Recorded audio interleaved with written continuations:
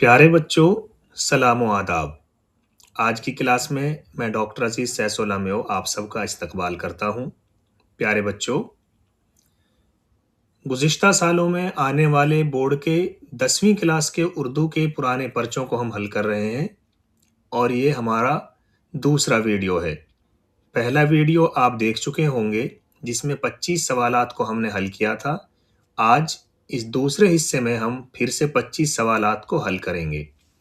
तो चलिए बगैर किसी ताखीर के हम आज का वीडियो शुरू करते हैं। सबसे पहला सवाल है, कारतूस ड्रामा किसने लिखा है? आपकी दरसी किताब जान पहचान में एक ड्रामा है जिसका नाम कारतूस है।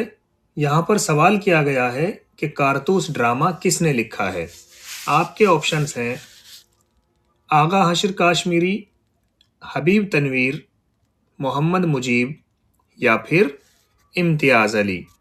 तो आपका सही जवाब होगा प्यारे बच्चों, हबीब तनवीर। कारतूस ड्रामा हबीब तनवीर ने लिखा है। अगला सवाल देखते हैं, अल्लामा इकबाल की पैदाइश कब हुई? सवाल है, अल्लामा इकबाल की पैदाइश कब हुई? आपके ऑप्शंस हैं 1877 ईस्वी, 1880 ईस्वी, 1875 ईस्वी या फिर 1885 ईस्वी। तो आप सब जानते हैं बच्चों, अल्लामा इकबाल की पैदाइश हुई 1877 ईस्वी। अगला सवाल देखते हैं, मिर्ज़ा गालिब की वफ़ात कब हुई थी? मिर्ज़ा गालिब की वफ़ात कब हुई थी? आपके ऑप्शन हैं 1860 ईस्वी, 1862 ईस्वी, 1865 ईस्वी या फिर 1869 ईस्वी। तो प्यारे बच्चों, आपका सही जवाब होगा 1869 ईस्वी। आगे बढ़ते हैं। सवाल है, उर्दू मुअल्ला क्या है?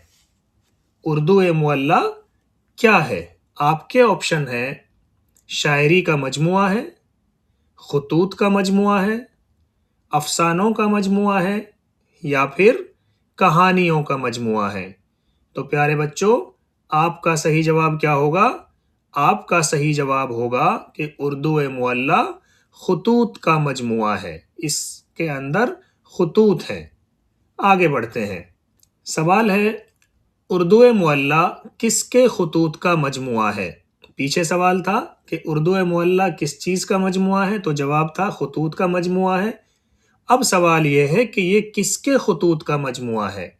आपके ऑप्शन है मिर्ज़ा गालिब, जोश मलिहाबादी, हसरत मोहानी या फिर फिराक गोरखपुरी। तो प्यारे बच्चों, आपका सही जवाब क्या होगा? आपका जवाब होगा मिर्ज़ा गालिब। उर्दू मुअल्ला मिर्ज़ा गालिब के खुतूत का मजमुआ है। आगे बढ़ते हैं। नेकी और बदी किसकी नज़्म है? आपकी दरसी किताब जान पहचान में तीसरा नंबर का जो सबक है उसका नाम है नेकी और बदी, जो एक नज़्म है। यहाँ आपसे पूछा जा रहा है कि नेकी और बदी किसकी नज़्म है, उसके शायर का नाम आपको बताना है। आपके ऑप्शंस हैं कैफी आज़मी, साहिर लुधियानवी, नज़ीर अकबर आबादी या फिर अल्लामा इकबाल। तो प्यारे बच्चों, सही जवाब क्या होगा?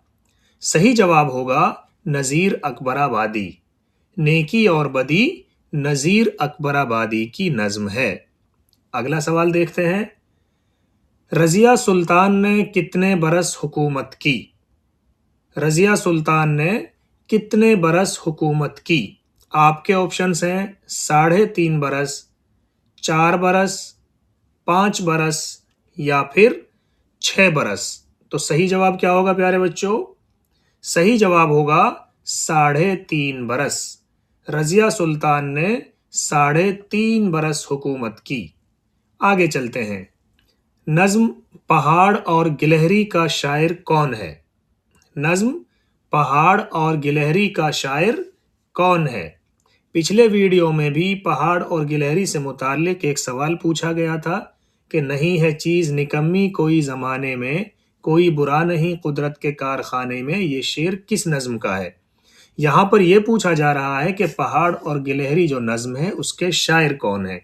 आपके ऑप्शन है अकबर इलाहाबादी, सिकंदर अली वजद, इस्माइल मेरठी या फिर अल्लामा इकबाल। तो सही जवाब प्यारे बच्चों क्या होगा? सही जवाब होगा अल्लामा इकबाल। नज्म पहाड़ और गिलहरी अल्लामा इकबाल की एक बहुत खूबसूरत नज्म है। तो सही जवाब है अल्लामा इकबाल। आगे बढ़ते हैं। खुदाए सुखन के लक़ब से किसे याद किया जाता है? कौन सा शायर है जिसको खुदाए सुखन कहा जाता है?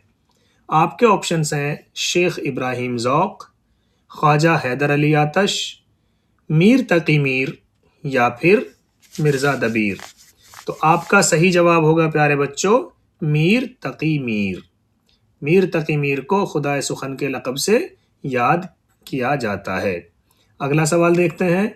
मज़मून उर्दू की कहानी किसने लिखी है? मज़मून उर्दू की कहानी किसने लिखी है? आपके ऑप्शंस हैं मोहम्मद मुजीब, सैयद एहतशाम हुसैन, मजनू गोरखपुरी या फिर मुंशी प्रेमचंद। आपका सही जवाब होगा प्यारे बच्चों सैयद एहतशाम हुसैन। मज़मून उर्दू की कहानी सैयद एहतशाम हुसैन ने लिखी है। अगला सवाल देखते हैं।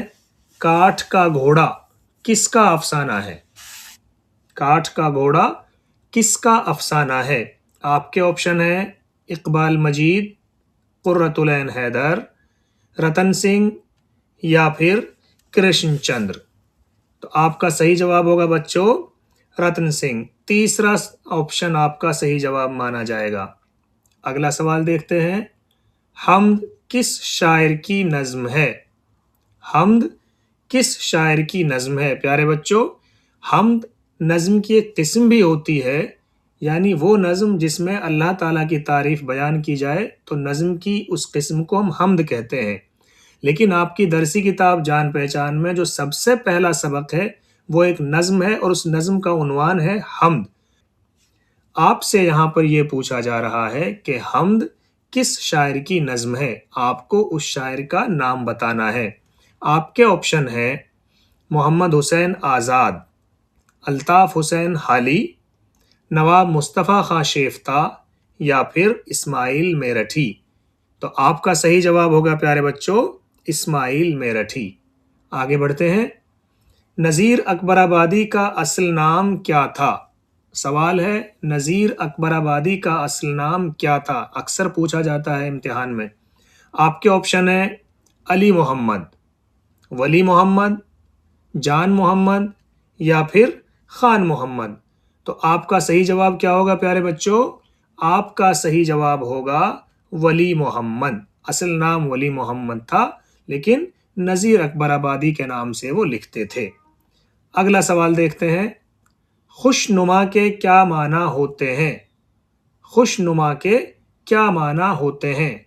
आपके ऑप्शंस हैं बदसूरत, बुराई, बदहाल या फिर खूबसूरत। तो सही जवाब क्या होगा प्यारे बच्चों? सही जवाब होगा खूबसूरत। प्यारे बच्चों आप सब जानते हैं कि खुश का एक मतलब अच्छा भी होता है, खूब भी होता है। जैसे खुशबू, बदबू का उल्टा खुशबू, अच्छी खुशबू। तो यहाँ पर भी खुश का मतलब अच्छा, खूब के माने में, और नुमा मतलब दिखने वाला, नजर आने वाला, नुमा से बना हुआ है। तो खुशनुमा का मतलब होगा जो हमें अच्छा दिखाई दे, जिसकी सूरत अच्छी लगे तो उसको हम कहेंगे खुशनुमा यानी खूबसूरत। आगे चलते हैं। मीर तकी मीर की पैदाइश कहाँ हुई थी? बहुत अहम सवाल है। मीर तकी मीर की पैदाइश कहाँ हुई थी? आपके ऑप्शन है दिल्ली, आगरा, लखनऊ या फिर पटना। तो आपका सही जवाब क्या होगा प्यारे बच्चों? आपका सही जवाब होगा आगरा।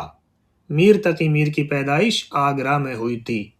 याद रखने की बात यह है कि उर्दू के दो सबसे बड़े शायरों में मीर तकी मीर और मिर्ज़ा गालिब हैं और दोनों की पैदाइश आगरा में ही हुई थी। अगला सवाल देखते हैं। लफ्ज़ शाहिद का क्या माना है? लफ्ज़ शाहिद का क्या माना है? आपके ऑप्शन हैं चोर, सिपाही, गवाह या फिर गवाही। तो आपका सही जवाब होगा प्यारे बच्चों गवाह। आगे बढ़ते हैं। लफ्ज़ तस्बीह का क्या माना है? आपके ऑप्शंस हैं नबी की तारीफ बयान करना, खुदा की पाकी बयान करना, सहाबा की तारीफ बयान करना या फिर शैतान की मजम्मत करना। आपका सही जवाब क्या होगा बच्चों? आपका सही जवाब होगा खुदा की पाकी बयान करना। आगे बढ़ते हैं। तस्वीर का वाहिद क्या है? तस्वीर जमा है, उसका वाहिद क्या है आप ये बताएंगे। आपके ऑप्शन है तसव्वुर, तस्वीर, तस्वीरें या फिर इनमें से कोई नहीं। तो आपका सही जवाब होगा प्यारे बच्चों तस्वीर। तस्वीर वाहिद है, उसकी जमा होगी तस्वीर। आगे बढ़ते हैं। फानी के क्या माना है? फानी के क्या माना है? आपके ऑप्शंस हैं फना होने वाला, फना करने वाला, मिटाने वाला या फिर सभी दुरुस्त हैं। तो आपका सही जवाब क्या होगा बच्चों? आपका सही जवाब होगा फना होने वाला, मिटने वाला।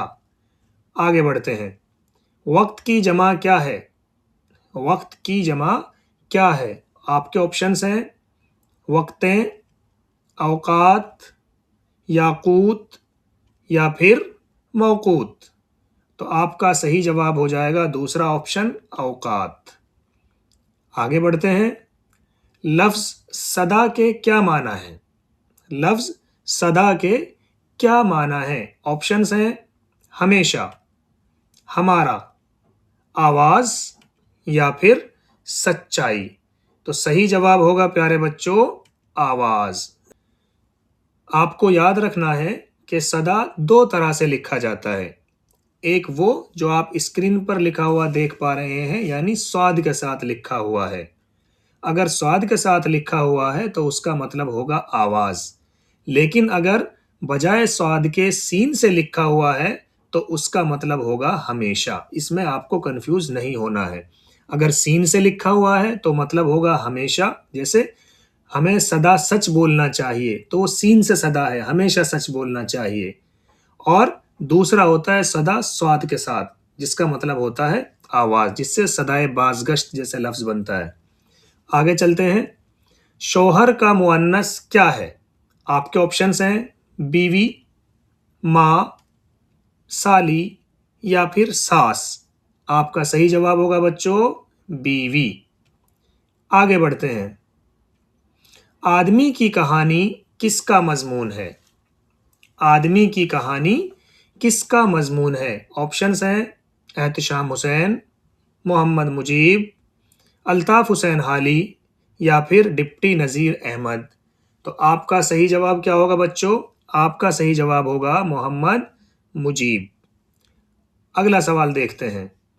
मिर्ज़ा गालिब का इंतकाल कहाँ हुआ?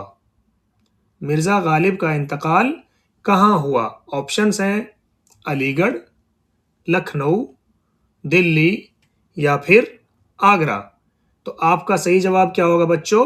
मिर्ज़ा गालिब का इंतकाल दिल्ली में हुआ और दिल्ली में ही हज़रत निज़ामुद्दीन में उनका मज़ार है। पैदाइश मिर्ज़ा गालिब की आगरा में हुई, लेकिन उनका इंतकाल दिल्ली में हुआ और उनका मज़ार भी दिल्ली के अंदर ही है। अगर पूछा जाए कि दिल्ली में कहाँ पर है तो आपका जवाब होगा कि दिल्ली में हज़रत निज़ामुद्दीन के अंदर उनका मज़ार है। आगे बढ़ते हैं। नज़ीर अकबराबादी कहाँ पैदा हुए थे? नज़ीर अकबराबादी कहाँ पैदा हुए थे? आपके ऑप्शंस हैं अकबराबाद, दिल्ली, लखनऊ या फिर नूह। तो आपका सही जवाब होगा बच्चों दिल्ली। नज़ीर अकबराबादी दिल्ली में पैदा हुए, लेकिन उन्होंने अपनी ज़िंदगी आगरा में गुजारी और वहीं पर उनका इंतकाल भी हुआ। प्यारे बच्चों, आज हमने इस वीडियो में 25 सवालात को हल किया है। मुझे उम्मीद है कि आपको ये 25 सवालात पूरी तरह से समझ आ गए होंगे और किसी तरह के शक व शुबा की गुंजाइश बाकी नहीं होगी।